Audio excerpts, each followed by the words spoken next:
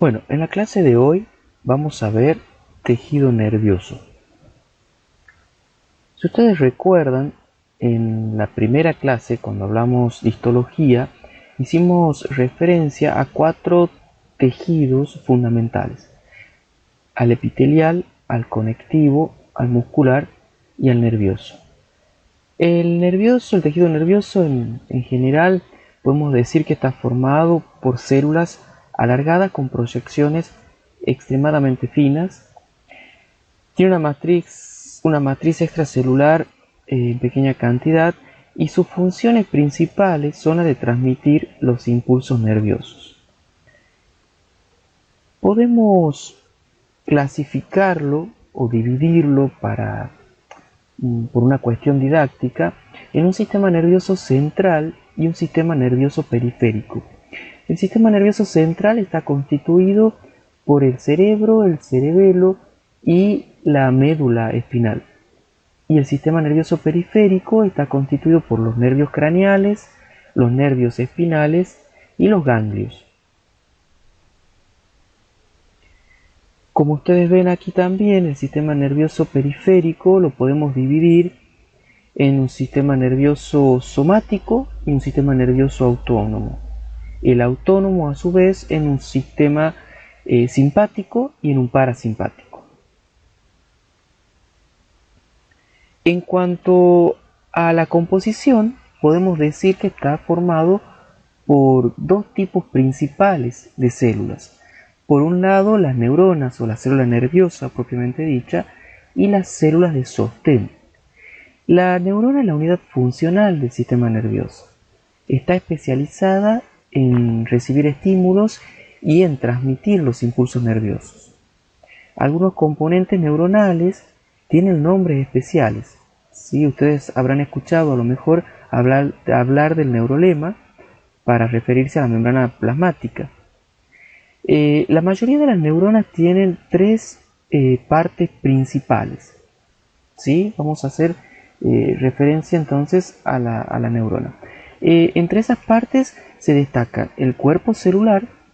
¿Sí? Acá están viendo ustedes una microfotografía, en donde también se llama soma o pericarion, y contiene el núcleo y la mayoría de las organelas de la célula, y sirve justamente como el centro de síntesis y el centro trófico para la neurona como célula como tal, ¿sí?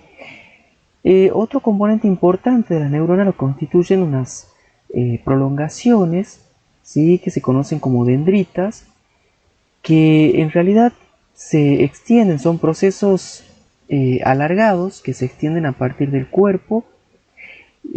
Generalmente están en grandes cantidades y están especializadas las dendritas para recibir el estímulo, ya sea de otras neuronas con las que entran en contacto o de el medio externo, ¿sí? Por sitios que se conocen como sinapsis, que lo vamos a ver más adelante. El otro componente importante de una célula nerviosa es el axón. El axón viene del griego, que significa de alguna manera eje, porque tiene como, o marca como el eje de la célula, ¿sí?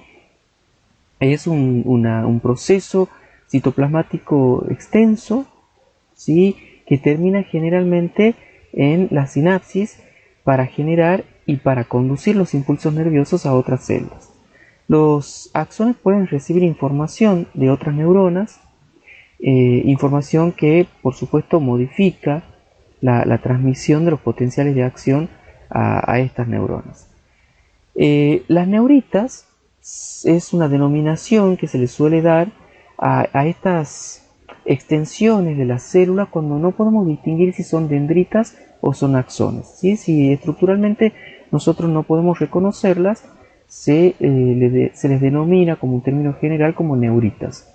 Aquí están viendo, por ejemplo, también una fotografía de una neurona donde se puede visualizar claramente el cuerpo de la neurona, el axón, ¿sí? Y las dendritas. Si ustedes prestan atención, las dendritas generalmente son o suelen ser más gruesas que el axón, pero sí terminan ramificadas y las últimas ramificaciones de esas dendritas suelen ser muy finas. ¿Sí? Acá están viendo una estructura general de una neurona en donde justamente tiene una porción que es la receptora, se entiende que es justamente la zona donde están las dendritas. Después tenemos, bueno, el soma, una porción conductora, ¿sí?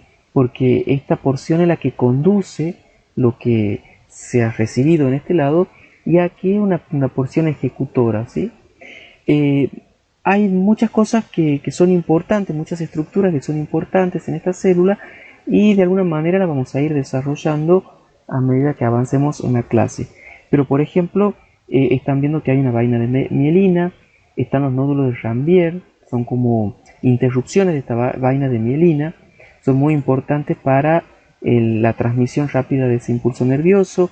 Tenemos, por ejemplo, acá un órgano efector, que en este caso es un músculo esquelético. Por eso es importante también que esta sinapsis puede ser de célula nerviosa a otra célula nerviosa, o de una célula nerviosa a, por ejemplo, una célula muscular. Entonces esa sinapsis puede ser neuromuscular también. Ustedes fíjense que las flechas también tienen un sentido, y eso es muy importante, y vamos a ver que en parte tiene que ver con los componentes del citoesqueleto de esa neurona, ¿sí? Vamos a ver que dentro de los componentes están los microtúbulos. Esos microtúbulos tienen una polaridad, y esa polaridad también está definida, y eso permite darle un sentido al transporte gracias a las proteínas asociadas a microtúbulos. Bueno, una clasificación también desde el punto de vista didáctica, ¿sí? Y que tiene que ver sobre todo con la cantidad de prolongaciones que se extienden desde el cuerpo. Podemos hablar de neuronas que son multipolares, ¿sí? Que están constituidas principalmente por las interneuronas y por las neuronas motoras, o sea, las neuronas que dan respuesta y que están en el asta anterior de la médula, ¿sí? Las interneuronas suelen estar entre el asta anterior y el asta posterior. Por ejemplo, hay interneuronas también a otro nivel del sistema nervioso central, no solamente en la médula. Las interneuronas constituyen la mayor parte de las neuronas que forman el cuerpo. Entonces podemos decir que en su mayoría las neuronas que encontramos en el sistema nervioso son del tipo multipolares. Las unipolares, por ejemplo, es la que están viendo acá. El axón se divide cerca del soma en dos prolongaciones largas. Entonces, en realidad, parecen que están constituidas por un solo polo, porque en realidad, si ustedes ven, tienen el soma y es un solo axón que se divide. Entonces, por ese motivo también se les denominan pseudomonopolar, porque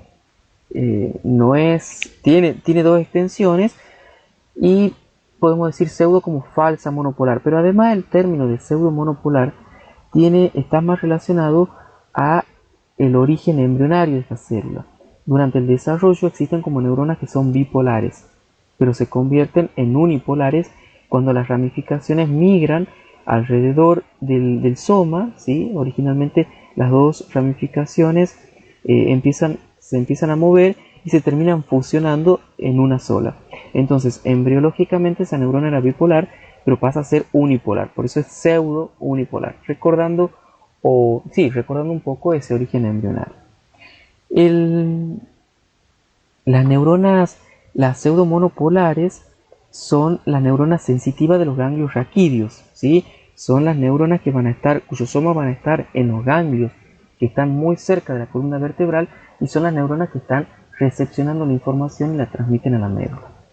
Las neuronas bipolares, como el nombre lo sugiere, tienen un axón y una dendrita, ¿sí? Las verdaderas, o sea, la verdad que no son muy frecuentes, pero las verdaderas están restringidas, o las principales están restringidas a la retina del ojo y a los ganglios del nervio auditivo, que es el par craneal número 8. Y bueno, después tenemos aquí una neurona anaxónica, porque podemos decir que está constituida principalmente por dendritas, ¿sí? Esa es una de las clasificaciones. Vamos a hablar de los componentes principales de la neurona, haciendo alusión primero al soma neuronal o pericarium, que es el citoplasma que rodea el núcleo. Este es el núcleo, este es el nucleolo. Hay una notable variación de tamaño. Ustedes van a encontrar algunos somas neuronales que son muy pequeños, de 4 micras, y otros que son extremadamente grandes, que llegan a medir 135 micras de diámetro. Las características que tiene el soma neuronal se corresponden a células, a células sintetizadoras de proteínas, o sea, células muy activas. Si ustedes prestan atención, van a ver que contienen numerosos ribosomas libres y un retículo endoplasmático muy desarrollado. Eso está hablando de una activa producción de proteínas del citoesqueleto, del transporte y de secreción. ¿Sí? Las neuronas, vamos a ver que en la sinapsis, una de las moléculas, una de las sinapsis más frecuentes, las que están presentes en los mamíferos, son las sinapsis mediadas por neurotransmisores. Esos neurotransmisores son proteínas sintetizadas por las neuronas y que tienen que ser secretadas a la hendidura sináptica. Entonces, la neurona es una célula muy activa desde el punto de vista de síntesis de proteínas. Histológicamente se van a reconocer unas regiones muy basófilas, que aquí lo están viendo, que son como esas zonas bien oscuras, ¿sí? Están bien teñidas, y son justamente unas granulaciones que al microscopio óptico son muy características en las neuronas y como les decía, son muy basófilas, se tiñen de una manera muy fuerte y se conocen como corpúsculo de Nissl. Hay microtúbulos, ¿sí? Como les decía, que son paralelos justamente a los ejes de los axones y de las dendritas y siempre tienen los extremos dirigidos al soma celular. Bien, eso es lo que les da la polaridad que les hablaba hace rato. El citoplasma y las extensiones tienen además muchas mitocondrias, y estas mitocondrias suelen ser pequeñas y alargadas. También vamos a encontrar inclusiones de lípidos, no lo estamos viendo en particular en este esquema, pero vamos a encontrar, además de los corpúsculos de Nissl, los microtúbulos, las mitocondrias, el retículo endoplasmático muy desarrollado, vamos a encontrar también como inclusiones. Esas inclusiones pueden ser gotas de lípidos y también en muchas neuronas hay cúmulos de pigmentos.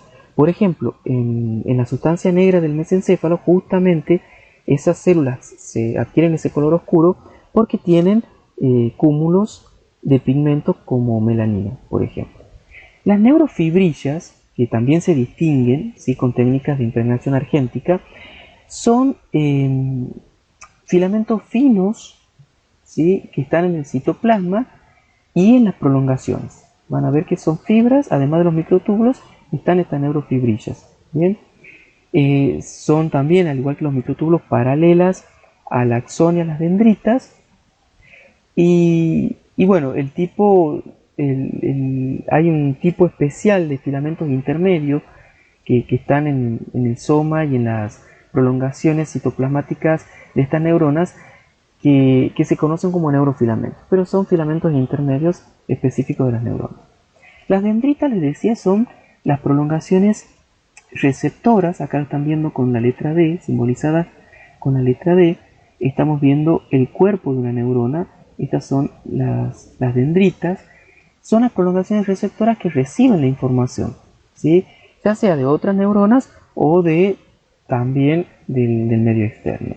Esas dendritas, como les decía, suelen tener un calibre bastante significativo y homogéneo, pero al final, en el extremo, se empiezan a ramificar y producen verdaderas arborizaciones dendríticas, o sea, ramificaciones que se conocen como arborizaciones dendríticas. Si ustedes prestan atención en estas dendritas, en estas ramificaciones o arborizaciones dendríticas, van a ver que hay como unos puntitos, ¿ven? No son homogéneas o no tienen la superficie lisa como lo tiene acá.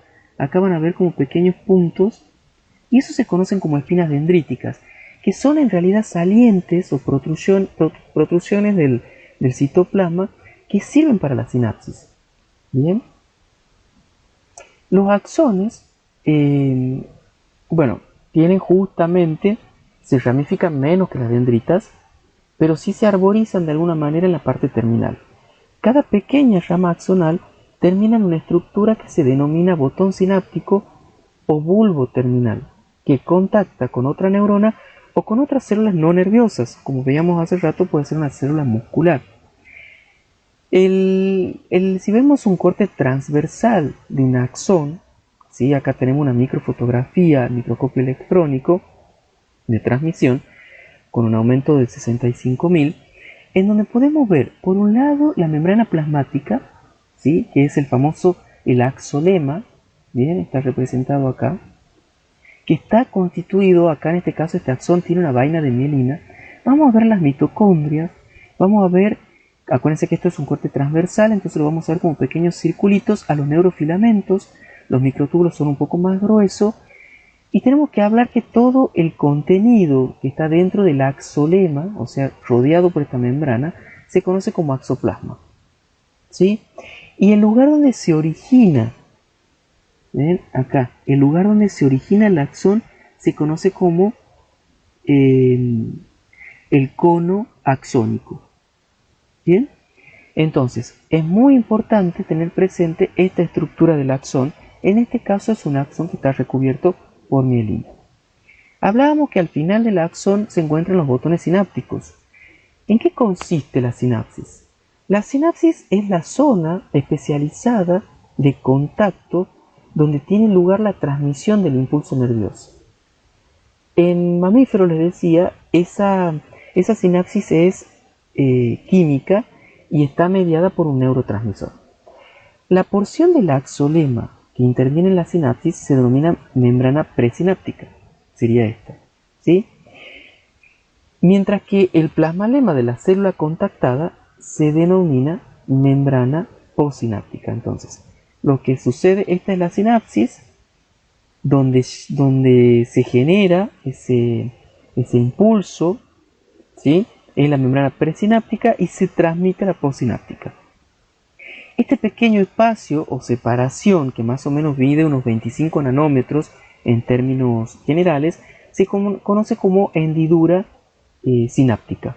Bien, y el espacio que hay entre la membrana presináptica y la postsináptica. Ustedes están viendo que acá se están liberando un neurotransmisor, en este caso de acetilcolina, y aquí justamente tenemos un receptor para ese neurotransmisor. La sinapsis podríamos ver que son axosomáticas, o sea que tenemos el axón, donde está la membrana presináptica, y la membrana postsináptica es la membrana de un cuerpo de una neurona, por ejemplo. O una axodendrítica, en donde tenemos la presináptica en el axón y la postsináptica en una espina dendrítica, ¿sí? O sea, en una dendrita. Y una axoaxónica, en donde los dos son axones. Entonces, la presináptica es esta, en este axón, y la postsináptica es esta, en este otro axón.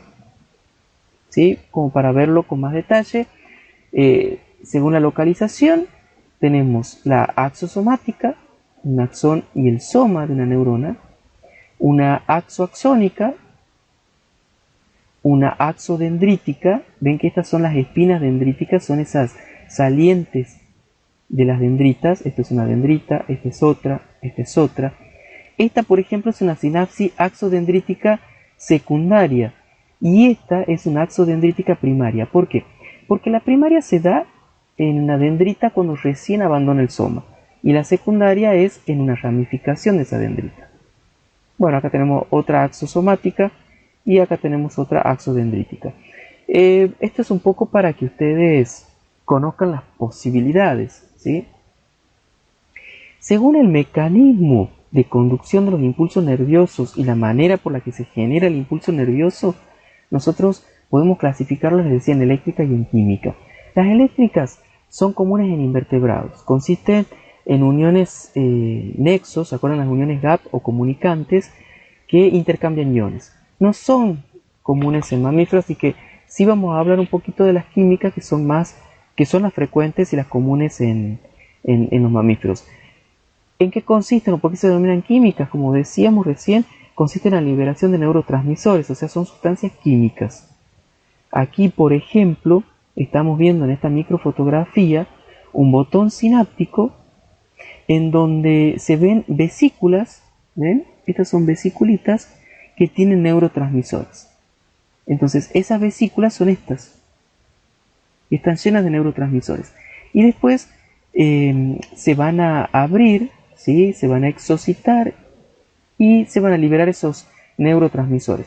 Por supuesto que esa membrana de las vesículas se recicla y componentes de esa membrana se reciclan, una cuestión de economía celular.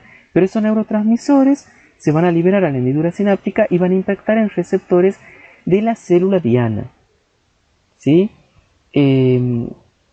Esto es una microfotografía, les decía, de transmisión con 60.000 de aumento.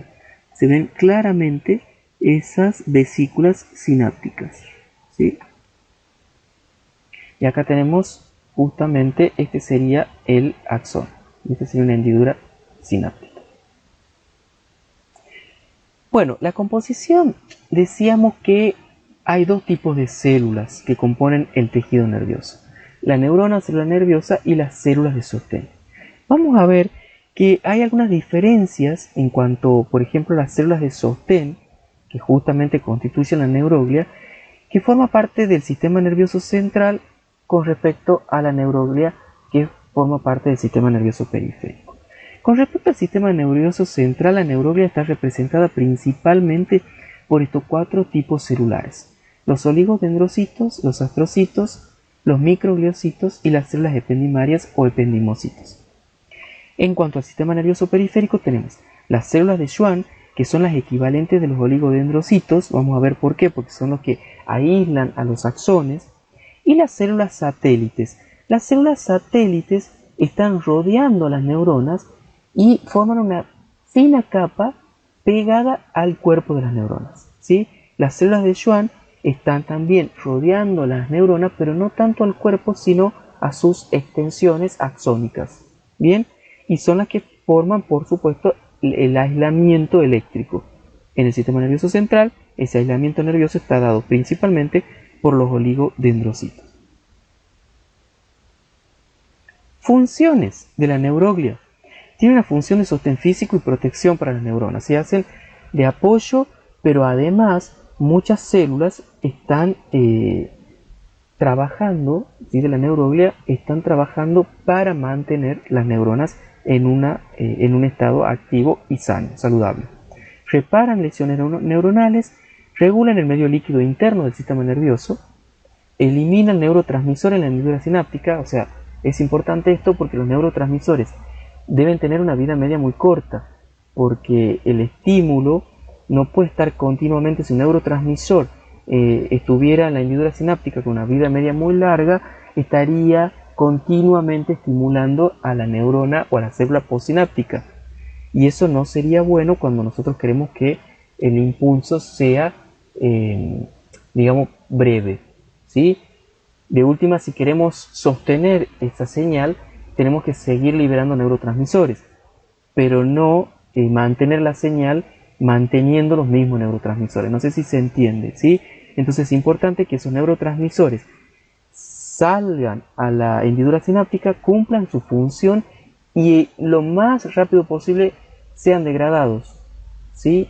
O reciclados, pero que no continúen señalizando, porque esto, la respuesta, por supuesto, tiene que estar en función de las necesidades de ese tejido, ¿sí? También participan las células de la neuroglia en el intercambio metabólico entre el sistema vascular y las neuronas. Vamos a ver que incluso son los astrocitos, por ejemplo, lo vamos a ver después más adelante, en donde sus prolongaciones están pegadas a los capilares en la barrera hematoencefálica. No son las neuronas las que entran en contacto directamente con el capilar, sino que están como intermediarios los astrocitos.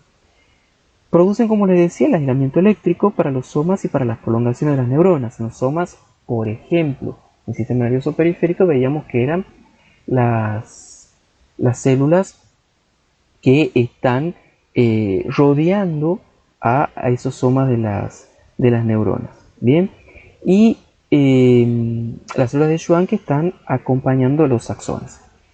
Y bueno, participan también de alguna manera en la transmisión rápida de los impulsos nerviosos, o sea, colaboran para que esa transmisión sea rápida. Bueno, viendo la composición a nivel del sistema nervioso central de las células, es importante, les decía, resaltar estas células que están representadas gráficamente en este esquema.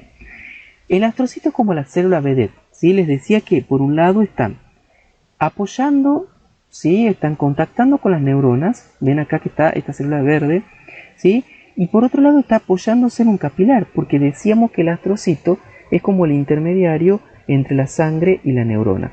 Entonces toma cosas de la sangre que son útiles para la neurona y toma los desechos de la neurona y los pasan a la sangre, ¿sí? Entonces es un apoyo estructural y también un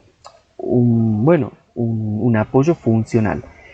Regula la composición justamente de ese fluido intersticial, ¿sí? Al estar aquí y estar regulando lo que pasa a la sangre o lo que pasa de la sangre al tejido, está regulando la composición del tejido tisular, del líquido tisular. Y asiste, por supuesto, son como las células nodrizas o las células tipo de enfermera, la están cuidando a las neuronas y también son muy importantes durante el desarrollo embrionario. Entonces, esos son los astrocitos. Vamos a ver después con más detalle, pero como para que ustedes vayan ya entrando en el tema de las células que componen el sistema nervioso central, la neuroglia del sistema nervioso central. Después tenemos, por ejemplo, las células de la microglía, que estamos viendo acá. Son células muy especiales, porque son células fagocíticas y son las únicas que no derivan de células nerviosas. Ya nosotros algo hemos visto cuando hemos visto sangre, son del sistema monocítico o fagocítico mononuclear. ¿Se acuerdan? Son células que se forman en la sangre. Cuando llegan los capilares sanguíneos al sistema nervioso, son capaces de salir de ese capilar y colonizar el sistema nervioso. Son muy importantes porque forman parte de la defensa, ¿sí? Y de alguna manera se están moviendo, patrullando el sistema nervioso para mantenerlo limpio, ya sea de cuerpos extraños o de células que han muerto. Entonces están como limpiando todo el tejido. Después tenemos los oligodendrocitos. Es muy importante que ustedes presten atención cómo están estos oligodendrocitos. Este es un oligodendrocito en donde tiene, por supuesto, esas proyecciones que están de alguna manera aislando parte de los axones. Son como parches, ¿sí? Esto para que ustedes vayan viendo la diferencia con la célula de Schwann en el sistema periférico, ¿sí? El oligodendrocito, el que hace el aislamiento en el sistema nervioso central, y ustedes ven que acá dejan estos nódulos de Ranvier, ¿sí? Y un oligodendrocito puede estar de alguna manera, si ustedes ven, están como aislando tres axones distintos, ¿sí? Este es una proyección, está con este axón, esta es otra proyección que está con este otro axón, y esta es otra proyección que está con este otro axón, ¿sí? Cosa que no sucede con las células de Schwann. Y por último, pero no por eso menos importante, están las células del epéndimo, o las células ependimales, ¿sí? Que son estas que están acá, que se parecen a un epitelio. Vamos a ver después con un poquito más de detalle. Entonces, hablando ya de los astrocitos, mantienen una asociación estrecha con las neuronas, porque apoyan y controlan también sus actividades. Son las células más grandes de la neuroglia, ¿sí? Y se extienden por todo el encéfalo como un andamiaje, o sea, como una estructura, como un esqueleto para las neuronas que migran durante el desarrollo del sistema del encéfalo, ¿sí? Es por donde de alguna manera se van a empezar a mover las células del sistema nervioso y a acomodarse. Ustedes, si se fijan, tenemos los astrocitos, están los cuerpos, están las proyecciones, y acá ven como una estructura blanca, chiquitita. Bueno, esos son los vasos sanguíneos, ¿sí? Son los vasos sanguíneos que están en el sistema nervioso, y estas extensiones de los astrocitos se conocen como procesos pediculares perivasculares, o sea, perivasculares porque están a la vuelta de los vasos sanguíneos. Esos son muy importantes porque también los veíamos acá. ¿Ven? Estos son los procesos pediculares perivasculares. Este es un vaso sanguíneo rodeado por estas extensiones, son las perivasculares, ¿sí? Bien. Nosotros vamos a tener dos tipos importantes de astrocitos. Por un lado los protoplasmáticos y por otro lado los fibrosos. Que ustedes ven una diferencia, ¿sí? En cuanto al tamaño, al espesor de las prolongaciones. Por ejemplo, los protoplasmáticos, estos prevalecen en la sustancia gris, ¿sí? Y se encuentran o presentan los pies perivasculares o los procesos eh, periculares perivasculares, que son los que veíamos hace rato, y también tenemos los pies perineurales. Los perineurales son los que están justamente rodeando el axón, ¿sí? Los perineurales serían estos, o a la neurona, ¿sí? Esto. Y los perivasculares son estos que están con el capilar.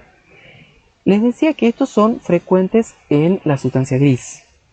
Los fibrosos son más abundantes en la sustancia blanca, ¿sí? Si ustedes se fijan, las prolongaciones, si bien son menos en los fibrosos, son también más rectas. Estas son como más intrincadas, tienen más forma de árbol, ¿bien?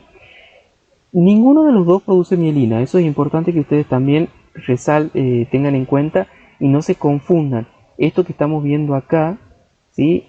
Con lo que es el recubrimiento que hacen los oligodendrocitos.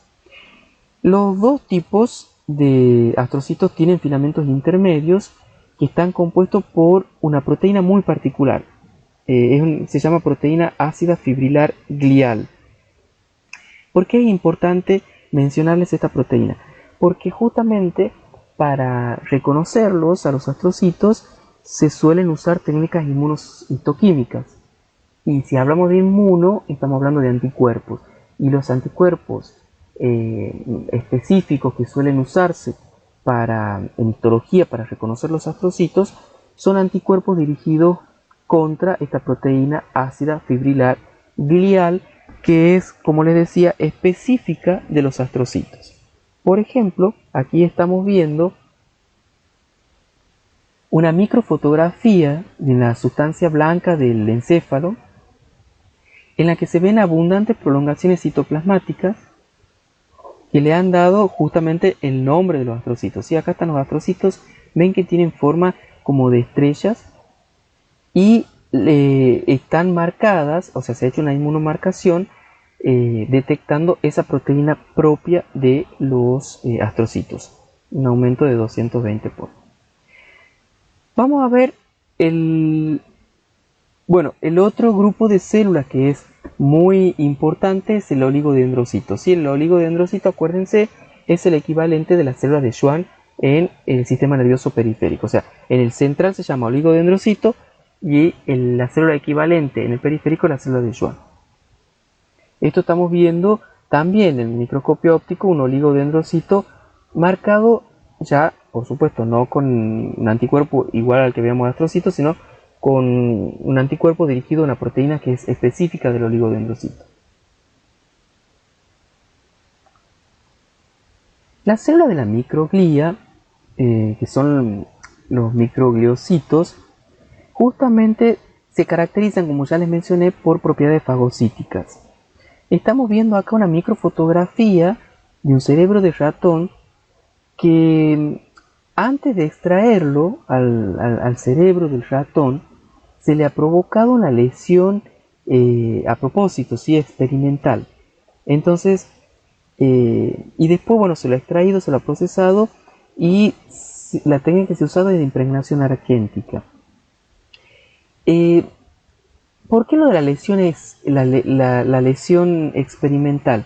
Porque justamente estas células decíamos que participan en la defensa.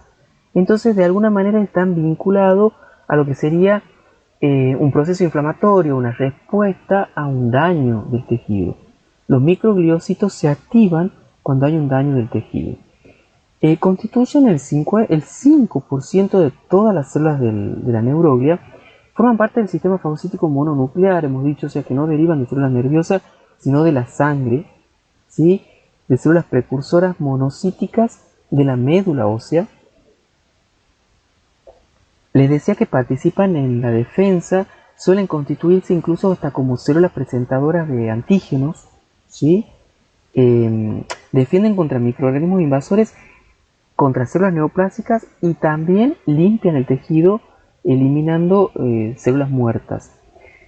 Son células que muy pequeñas, poseen núcleos alargados, abundante lisosoma, porque eso tiene que ver con las funciones que desarrollan, y por supuesto relacionado a los lisosomas también con vacuolas, o sea que tienen numerosas vacuolas en el citoplasma.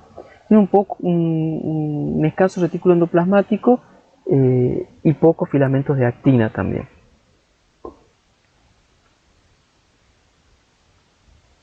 Otras células muy importantes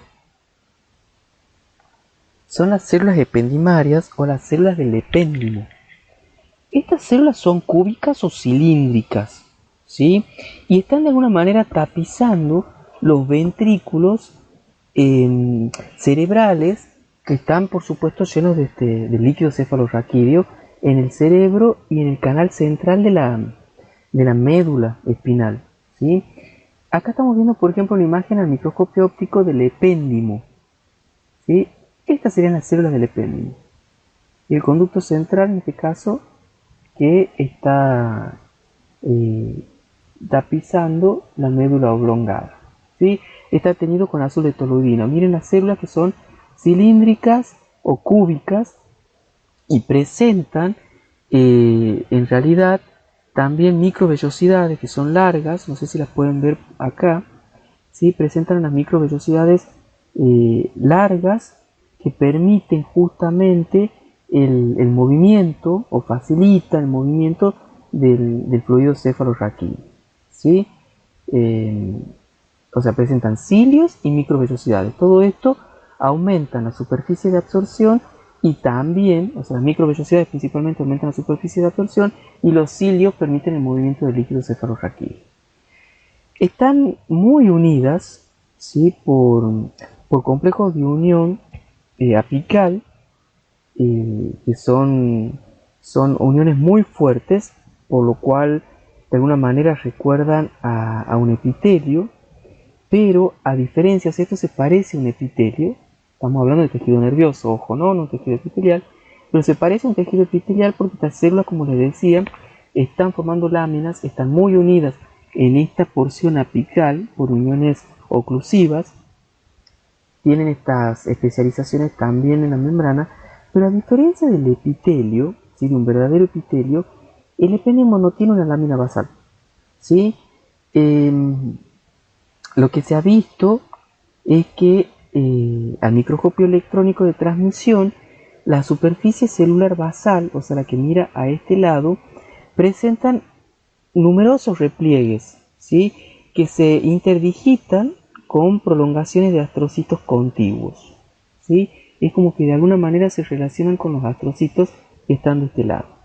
En varios sitios del sistema ventricular encefálico se ha visto que estas células del epéndimo, a su vez, experimentan una modificación para poder producir líquido cefalorraquídeo a partir de materiales que toman de los capilares que están asociados a estas células modificadas, a estas células ependimarias modificadas. Y ese conjunto de las células ependimarias modificadas junto con los capilares que están asociados a ella forman los famosos plexos coroideos, que son donde se produce el líquido cefalorraquídeo.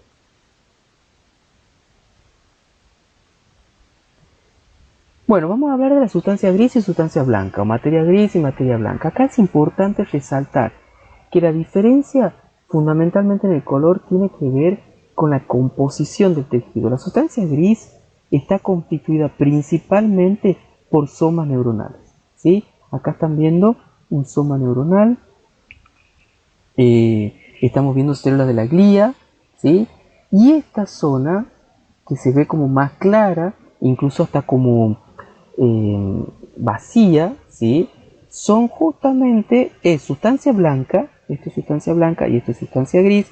Esta sustancia blanca, estos circulitos que están que dicen una A, justamente son el axón, son el componente, digamos, de los axones, en donde se ve como un puntito muy oscuro que representa justamente al corte del axón, ¿sí? Ese axón estaba rodeado de mielina, entonces el axón es esto que ven acá, entonces lo ven como vacío y en el centro está el axón, ¿sí? Entonces todo esto son axones, son fibras. El predominio de fibra le da el color blanco, no quiere decir que todo, absolutamente todo sea fibra. También hay células, por supuesto, de la glía, y acá lo están viendo, hay células de la glía.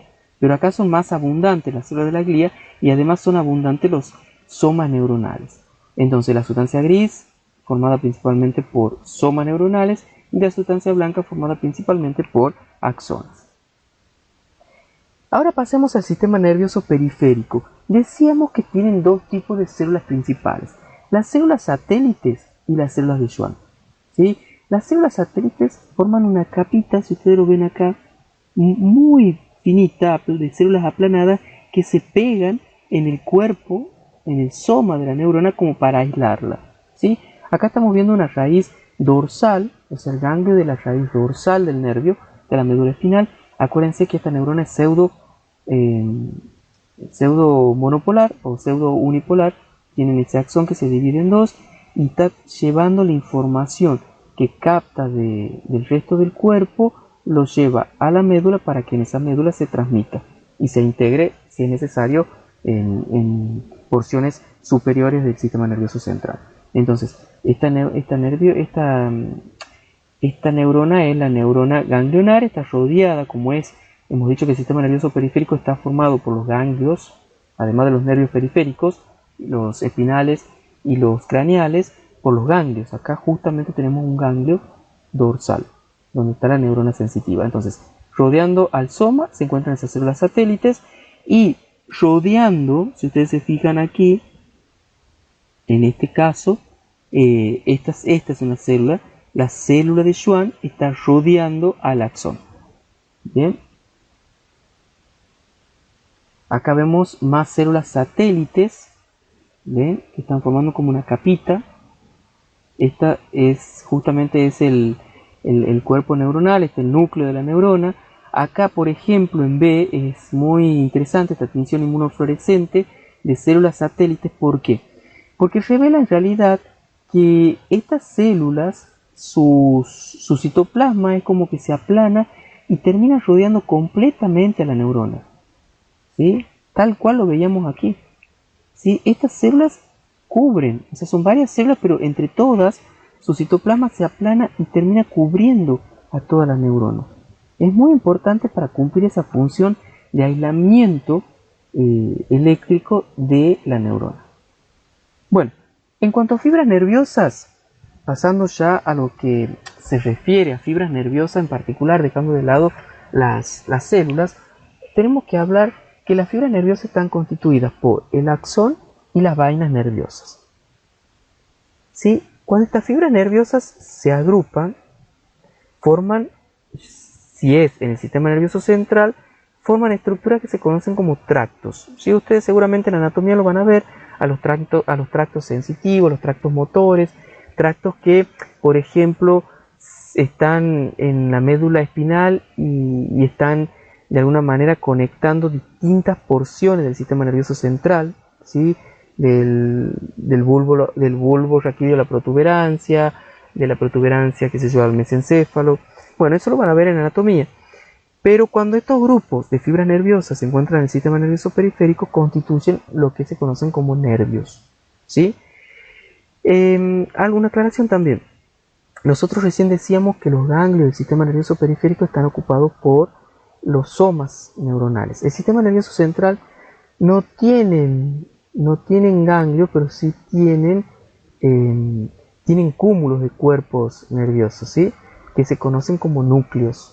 ¿Sí? Ustedes después, cuando vean en anatomía, para que ustedes hagan la distinción, o sea, hay cúmulos de cuerpos que son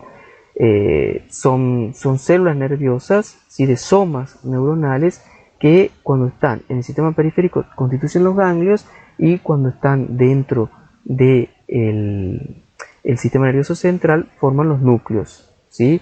A ver, los núcleos rojos, los núcleos... Bueno, van a verlo después en detalle en el sistema nervioso en anatomía. Todos los nervios, esto es muy importante del sistema nervioso periférico, están rodeados por una vaina de células de Schwann, ¿sí? Eso es muy importante.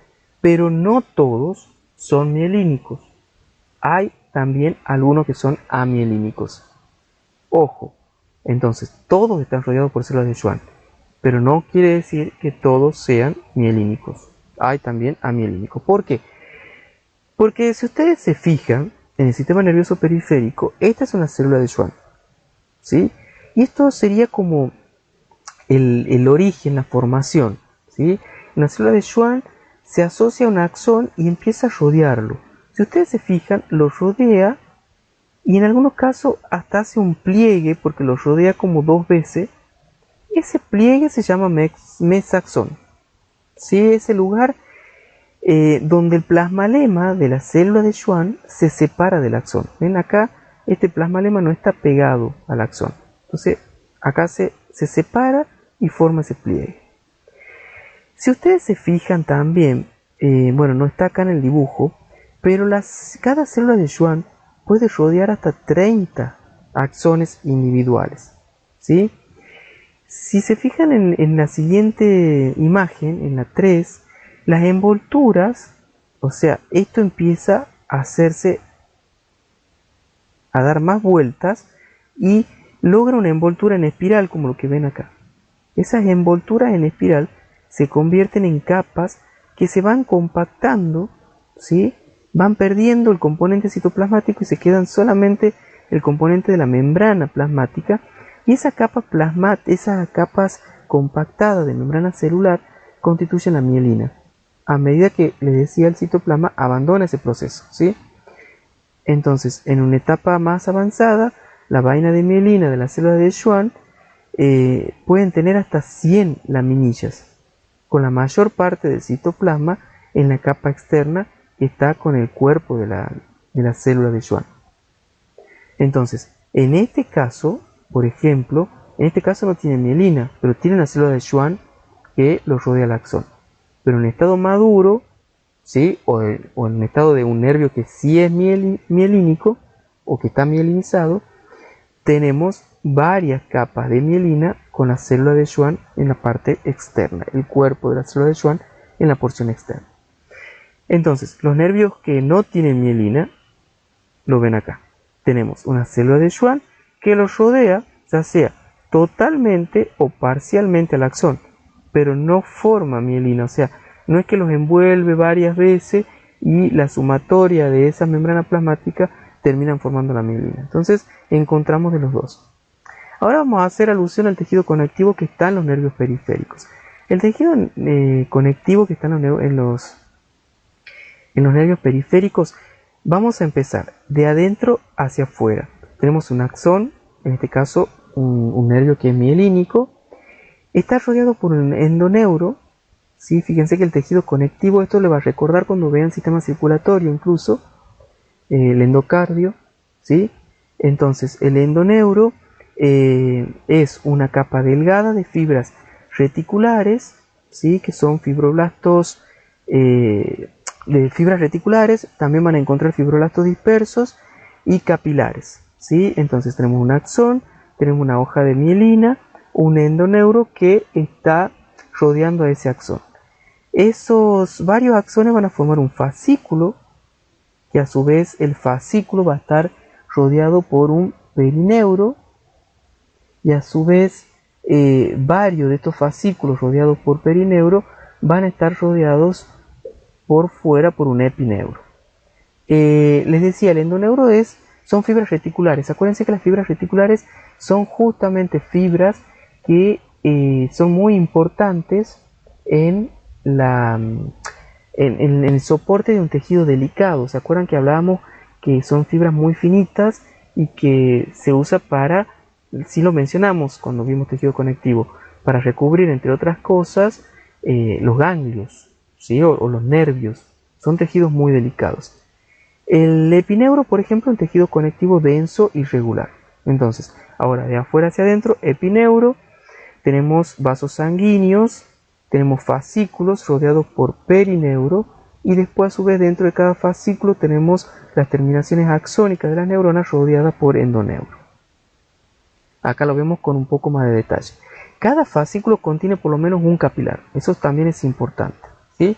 Los fascículos, si ustedes se fijan, este es un fascículo, acá tiene un capilar, acá hay otro fascículo, tiene otro capilar, acá otro fascículo, otro capilar. Entonces tenemos fascículos, tenemos perineuro rodeando esos fascículos y tenemos el endoneuro rodeando a cada axón. Los ganglios. Hemos dicho que los ganglios son cúmulos de neuronas localizadas fuera del sistema nervioso central. Generalmente son esféricos y están recubiertos por una cápsula de tejido conectivo. Algunos de estos ganglios se reducen a grupos pequeños de células, ¿sí? Nerviosas, que están situadas en el interior de ciertos órganos, incluso en la pared de esos órganos. Son frecuentes, por ejemplo, en la pared del tubo digestivo, donde forman los ganglios intramurales, o sea, intramurales porque están dentro de la pared del tubo digestivo. El soma de cada neurona ganglionar está rodeada de células satélites, ¿sí? Que son aplanadas y están ubicadas sobre la neurona. Acá estamos viendo, por ejemplo, las células de la glía y estamos viendo fibras que transcurren por ese ganglio. Acá tenemos el ganglio y acá tenemos la cápsula. Esto que está con C es un tejido conectivo que está formando la cápsula de ese ganglio. ¿Bien?